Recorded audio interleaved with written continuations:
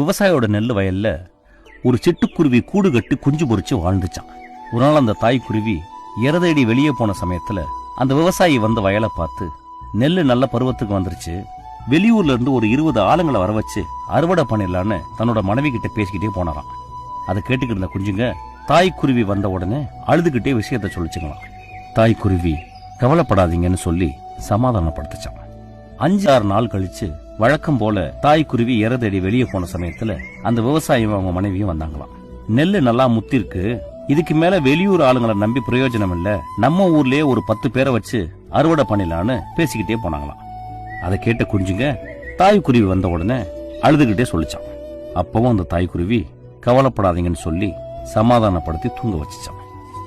திரும்ப ஒரு 5 நாள் கழிச்சு விவசாயியும் அவங்க மனைவியும் வந்து, இதுக்கு மேல நெல்ல அறுக்காம விட்டா எல்லாம் வீணா போயிடும், வெளியாளுங்களை நம்பி பிரயோஜனம் இல்ல, நடக்கிறது நடக்கட்டும், நாளைக்கு நம்மளே இறங்கி அறுத்துடலான்னு பேசிக்கிட்டே போனாங்களாம்.